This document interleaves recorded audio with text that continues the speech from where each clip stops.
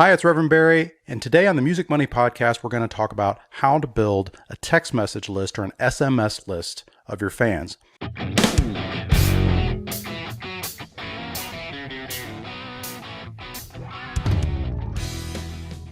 first of all, why should we do that? Well, the main reason is that everyone has a phone in their pocket, right? Everybody gets text messages. And the thing is, when you get a text message, you read it, right? I mean, it's kind of irresistible. You may not read it right at that moment, but our phones are just sitting there and, it either buzzes in our pocket or on our desk or something. And we either pick it up and look at that point, or, at some point we go during the day and we look at our phone and that's the first thing that we see. In fact, I looked at some stats and, compared to email, text messages have a 98% open rate, whereas email gets around a 20% open rate. I still think email is absolutely fantastic. It doesn't necessarily make it better, but as far as like getting people's attention, there's hardly anything better than text messaging. In fact, if you also compare that to social media, I mean, we all know, or maybe you don't know, on Facebook, organic posts on Facebook, in other words, posts that you don't pay for, posts that you just put on your Facebook page, are seen by a very small percentage of the people that are actually who follow your page, which that's a thing that's been going on now for years. The reach on Facebook with organic posts for pages is abysmally low. So, people may see your post on Instagram or they may not. There's like me personally, I just don't spend a lot of time on Instagram. I actually don't spend a lot of time on social media, period. But I spend even less time on Instagram. Now I do follow some acts or some artists on Instagram, but I don't pay that much attention to what's going on there. But if I'm on somebody's text message list, I will absolutely look at their message because I don't know it's from them or if it's from my wife or my daughter or who it might be. So the other thing too with text messaging is that it is relatively inexpensive as a form of marketing. In fact, the text message service that we use is called Textedly. I pulled it up on screen here just so you can get an idea of kind of their rates. So it looks like they have 1,000 messages per month for around $34. So that would be 3.4 cents per message. Then of course that's going to be the highest rate. They have 3,500 messages a month for $50, and that's if you're paying monthly. And so that comes out to 1.4 cents per message. So the other thing to keep in mind too is that if somebody gives you their phone number so you can send them text messages about what you have going on as an artist, they are a real fan, right? Somebody's not going to, if they say, hey, join our text message list, you're probably not going to do that unless you're really interested in what they've got going on. Either you want to see them live, if it's a live band or whatever it is, or you want to know when their latest release comes out, or you just want to hear from them, right? So it is something that if you can pay as low as 1.4 cents, and actually Textedly has packages where you can get it even cheaper than that, and get your message out to those fans instantly, really. I mean, it is a very inexpensive form of advertising compared to other forms, and that you're going to have a 98% open rate, right? Or people are going to see it. So it's something that I think that every artist should do, that they should pursue. And so in this podcast, I wanted to go ahead and talk about how can you do it, or what can you use it for? So let's talk about what you can use text messaging for. So you could use text messaging to sell tickets to either live events or live streams. That I've done that quite a bit. It's become just I do usually when we promote shows, I take a multifaceted or multimedia approach. So, we don't just do one thing, right? We send text messages, but we also send emails. We also do social media posts across all platforms when possible. And then, that pretty much that covers ground, but text messaging is an integral part of the messaging that we do. And then, that's just for selling tickets to shows. And it's not for just ticketed shows too. It could be for just shows that we have in general where, maybe there's a cover charge at the door or something like that, or even a free show. something of that nature. So another thing is could be selling merch. When you have a new release of a new shirt or a new hat or something like that, that could be an ideal time to send a text message. You could use it to announce when you've got a new single out, certainly, or when you've got a new music video out, any of those types of things.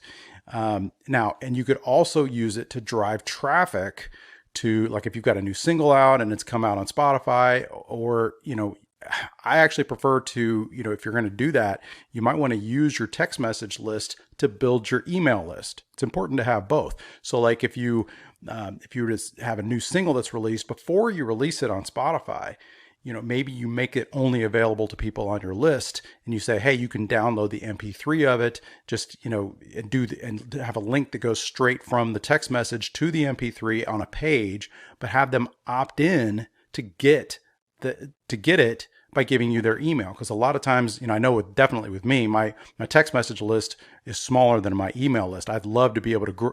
So I'd like to do it maybe in reverse, basically, like if I could send out a message to my email list and say, hey, we've got a new single out. If you want to be the first to hear it, just, in exchange for your SMS number or your text message number, just enter that here, and then you could enter a form. But the point being is that what I would not recommend, at least at first, would be sending them the first time that they ever hear about your new single, is sending them directly from a text message you've paid for, even though it may only be a penny, directly to Spotify, or directly to, you could take, Spotify actually has a way that you can embed their form, or embed the Spotify player on a web page. I always like to send my traffic to properties that I own. So web properties, I should say. So a website, you could have a landing page that says, hey, we've got a new single out, listen to it on Spotify, and the Spotify player is right there. So that way you could have, like, your merch, you could advertise your merch, or you could advertise something. So you're not just giving all the traffic to Spotify, but yet it still counts as a play. So I hope that makes sense, or as a stream. So now the big question should be, so how do you get fans to sign up for your SMS list? So I'm going to give you basically 4 solid methods, I believe, how to get people to sign up for your text message list.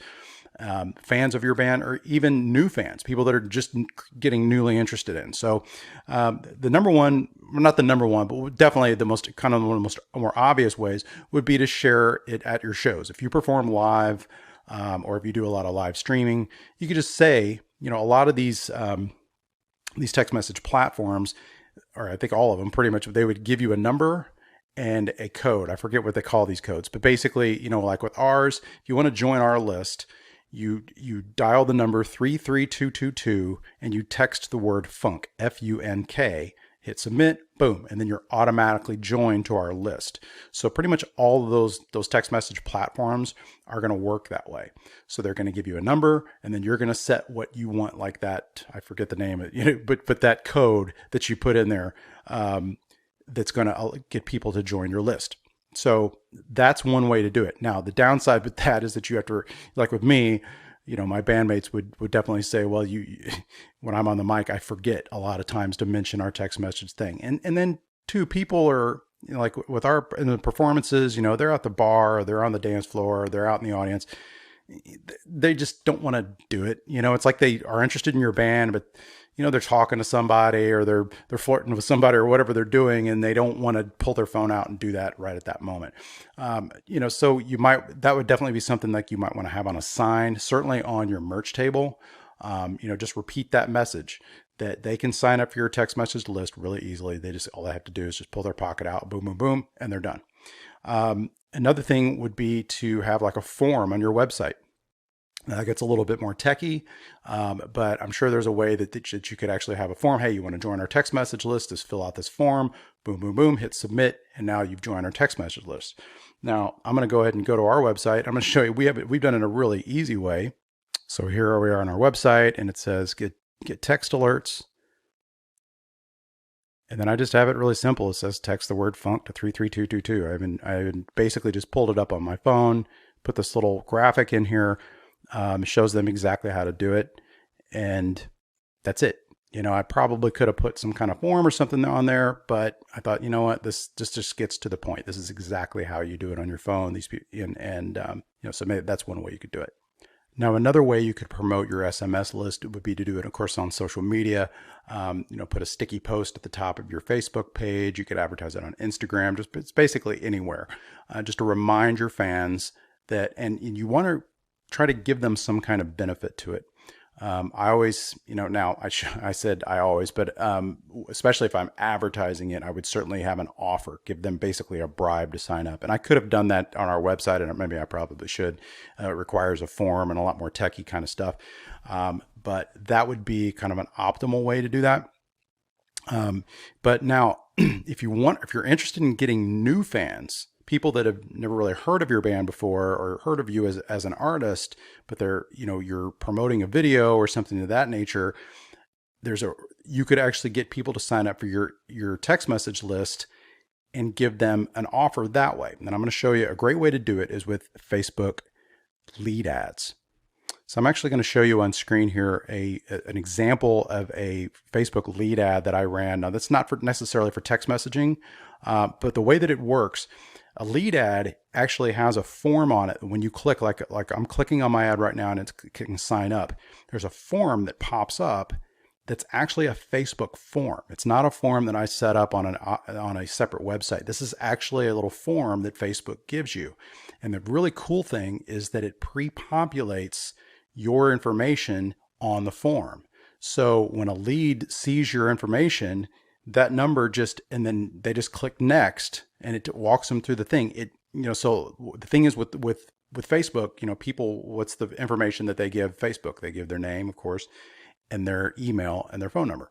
So, it just pre-populates their information with the email address that's associated with their account, and it will also do the phone number that's associated with their account. And now it does take a little technical setup to do this, but you can make it with, like we use an app called Zapier, Zapier, and it enables us to take this information from a Facebook lead ad form. So the data that comes from that, the name, the phone number, and the email, and send that information into another app. Now the app that we use is called Ontraport. There's a number of different apps out there, but so this enables you. Now, if you don't have that technology, they just allow you just to download the information. So Facebook with the lead ad forms, you can come in and you can just download it into a spreadsheet, into a CSV file, and then you can import that information maybe into your text messaging platform, something of that nature. But now the lead ads work great. We've had a fair amount of success with them because it is so easy for people to sign up. It's just their email and their phone number is already there. They just hit submit, boom, it goes. The setup for it is a little challenging, I will admit. So the good news is that I've actually just released a free Facebook ads for music course that you can take if you just go to musicmoney.tv. That on the right side, you'll say free course, Facebook ads for music. Okay, so once you click on that image, you'll be taken to this page and you'll see that there's a free Facebook ads for music course. You just put your name and your email in here, sign up, choose your own password.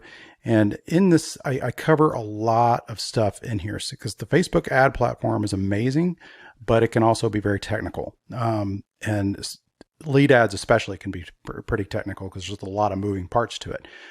So I do cover that. I cover lead ads. I cover how to do a bunch of other things, but this is specifically for musicians. It's specifically for artists who want to build their fan base. So if you've messed around with Facebook ads, if you've thought about doing it, or you tried and you got kind of bogged down with the technical stuff, and then you got tired of looking on YouTube to try to find all the answers and the stuff that wasn't really related to what you were wanting to do.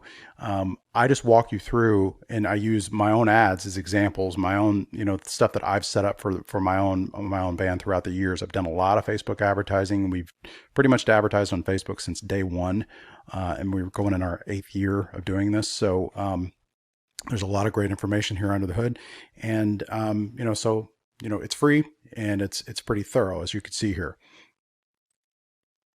Okay, so another way you could capture phone numbers, you need to be a little careful with this method, would be if you're selling merch or CDs or something like that, and you're using PayPal, you can download the phone numbers from PayPal. We've done that actually back during the beginning of the pandemic.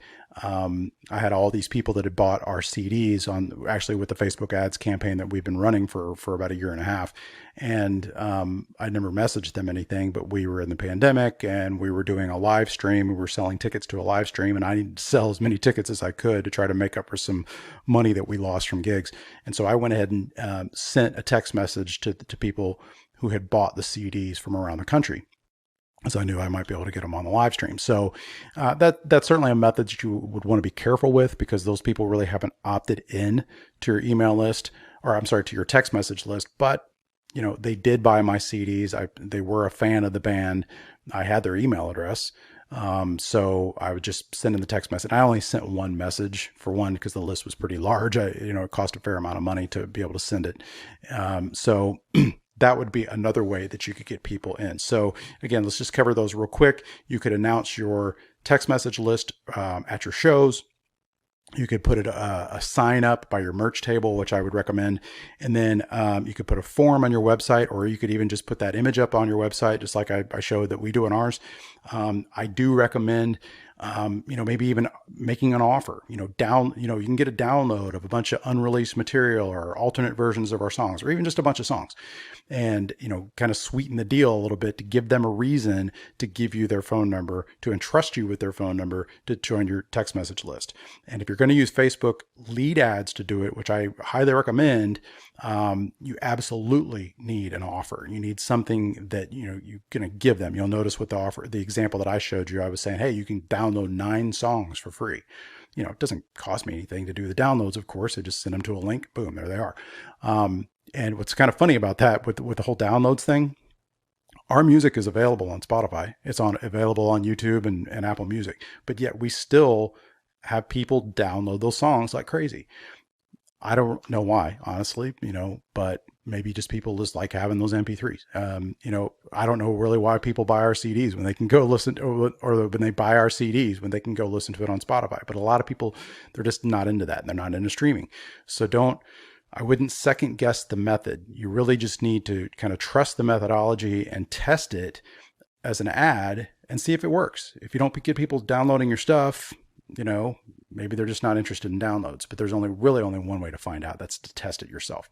One other thing too is that Facebook lead ads, Instagram advertising is available on the Facebook ads platform. However, Facebook lead ads only work in the Facebook newsfeed. They do not work on Instagram. I don't believe. I don't think they've changed that. But they are absolutely optimized for Facebook mobile, but they certainly work on desktop too.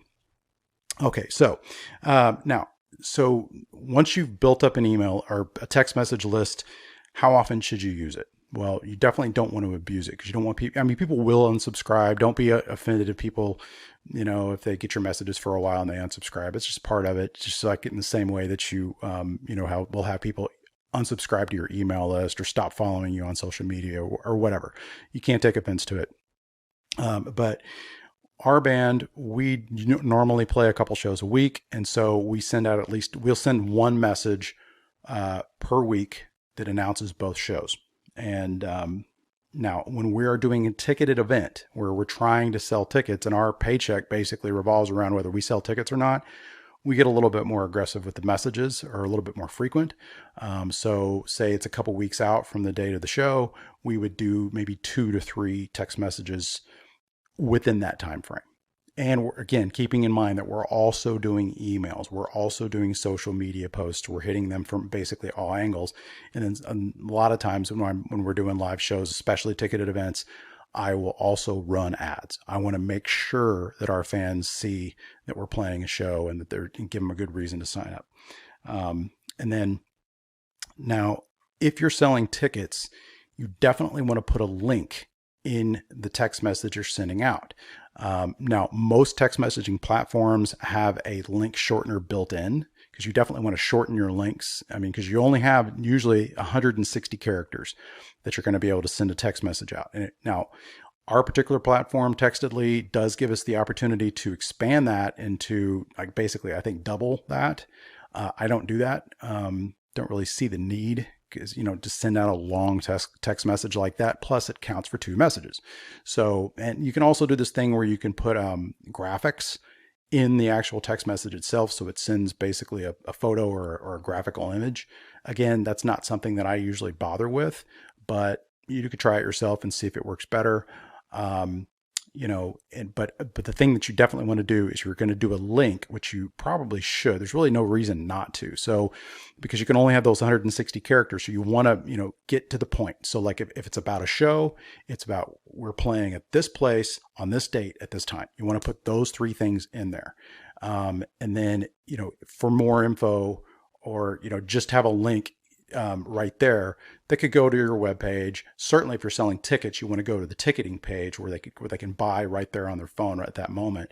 You could send them to a Facebook event page, bands in town, wherever you want to send them that can get more detailed information about the show. Or if you want to send them to like if you're playing at a bar or some type of venue like that, you could send them to the bar's page. That way they're like, oh, I've never heard of that place. And they just want to, for more info about this venue, and he clicks to that link. So now another thing that you could do is if for some reason it doesn't have a link shortener, which again, most texting platforms do come with it. You could use a text or a link shortener called Bitly, which is bit.ly. It's free. You just have to sign up for an account. The cool thing about Bitly is that it has tracking. So you can actually see how many people clicked on your links. So especially if you're doing a ticketed event and you're sending out a text message to your list and you want to see how many people clicked on the link, because if there's a big number of people clicking on your link, but very few of them are buying tickets, there may be an issue there. Maybe the price for the tickets might be too high, or maybe, that's another thing for about event promotion that I'll probably do in a future podcast episode. But, sometimes it's not even that your ticket price is too high. It's that, maybe you should be doing, advanced seating as a lower price than what it is at the door, strategies like that, or limited reserve seating would be a way, because you always want people to buy products in advance and not wait to the door, so you're not biting your nails wondering if anybody's going to show up to the show. But again, that's a marketing technique that we'll talk about in a future episode. So that's pretty much all I have to say about text message lists. They're absolutely something that I think that pretty much all artists should do, because number one, because that people are going to read it. If they sign up for your text message list, they probably are a fan of you as an artist, if they're going to be willing to give you their information. And so you're going to have their attention, which is half the battle. So, I think it's something that you should pursue. It's not that expensive. Again, we use Textedly. There are other platforms out there. You might find one that's a lot better with better pricing. I don't know. That's just the one that we've used now for a long time, and it works great. So I hope you enjoyed this episode, and we will see you next week.